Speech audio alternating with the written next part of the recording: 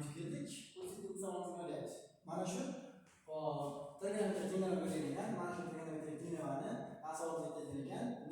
Eng kichik musbat tizim topib yetgan ekan. Biz so'rab qo'ysa, hop minus 1/2 bilan 5/2 qismidagi ildizlar soni so'ralgan ekan. Nima qilamiz birinchi savolimizga? Hop. Mana buni ichkarisiga so'rashimiz kerak. Shuni qaraydigan bo'lsak. Hop, mana shu narsani yozib qo'yaman. Tepasini yozib qo'yaman. 1 minusdan kosinusdan 2x deganimizni bilganmiz.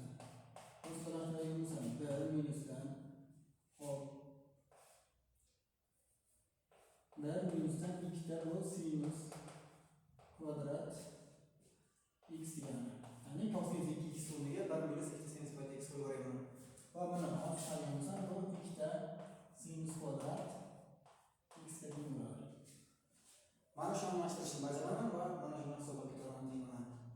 Hop, tenglarga olib qo'yadigan bo'lsam 3 ta logaritm 2 asosga ko'ra mana shu kvadratni sinus x bo'lyapti. Plyusdan o'rniga olib qo'yadigan bo'lsam logaritm 2 asosga ko'ra 2 ta sinus kvadrat x bo'lyapti. Hop, buni bu yoqqa yozsam minus 2 teng bo'ladi. Mana shu bo'lishga keldik hozir.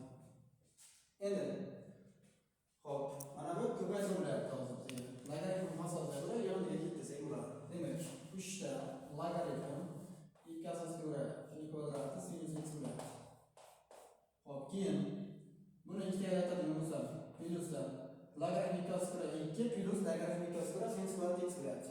Sinus kvadrat x uchun buni 2 olib chiqsa bo'ladi. Demak, 2 ta logaritm 2 asosga ko'ra sinusdan x plyusdan 1 va minus 2 teng bo'lyapti.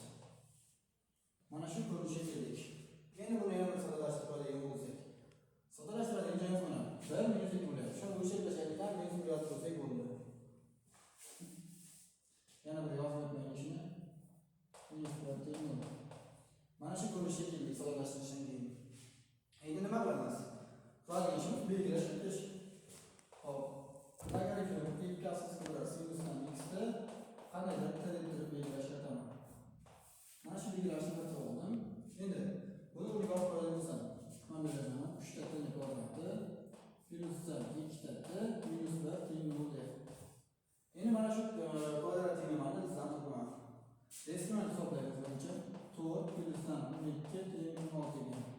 Narxi 12 birini tekis topadigan bo'lsa, minus 2 plyus minusdan 4 taqsim 6 bo'lyapti. Bundan kelib chiqadi. Bundan kelib chiqadiki, t1 teng bo'ladi. Bu 1 taqsim 3 va t2 kelib chiqadiki, hop minus 1 ga teng kelib chiqdi t2 ga. Va endi belgilashimizga olib borib qo'yamiz. Mana belgilashimiz birinchi holat. Logaritm 2 asosga ko'ra sinusdan x ni bu yerga kiritayman mana. Belgilashni o'qiyman. 1 taqsim 3 ga teng bo'lyapti birinchi holatda. Buni hisoblaydigan bo'lsam sinus x teng bo'lyapti. Ko'pincha degani 2 ning 1 taqsim 3. Bu ko'pincha dizosida 2 degani. Ko'pincha dizosida 2. Xo'p, ko'pincha dizosida 2 dan 1 dan katta son chiqadi va bu tenglarimiz nechami x tegishligi bo'shliqdan bo'ladi. Va bu qismi kerak emas, biz yo'q. Yo, ikkinchi qismga o'tamiz endi. Ikkinchi qismi hop, logaritm 2 asosga ko'ra sinusdan x teng ekan minus 1 ga. Buni ichadigan bo'lsak, sinusdan x teng 2 ning minus 1 darajasi degan. Demak, bu minusdan 1 taqsim 2. Va mana shunga keldik. Bo'ldi, sinus x ning minus 1 taqsim 2 degani. Minus 1 taqsim 2. Mana shu sinus x ning 1 taqsim 2 degan tenglarga keldik. Endi mana shu tenglarni hop, yechsak bo'ldi. Buni ichadigan bo'lsak, buni ichamiz. Sinusdan x teng 1 taqsim 2. Hop, beri hisobladigan bo'lsak, bu minus 1 darajasida k 1 taqsim 6 plyusdan 2 ga bo'ladi.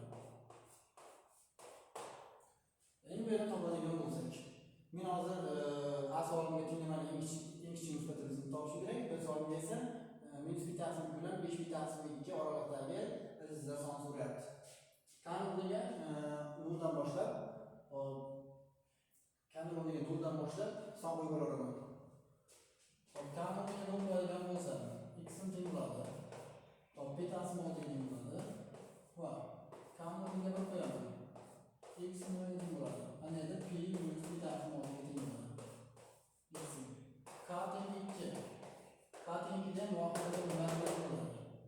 Endi bildiramiz. X qanday nima teng bo'ladi? K teng 3 qarang.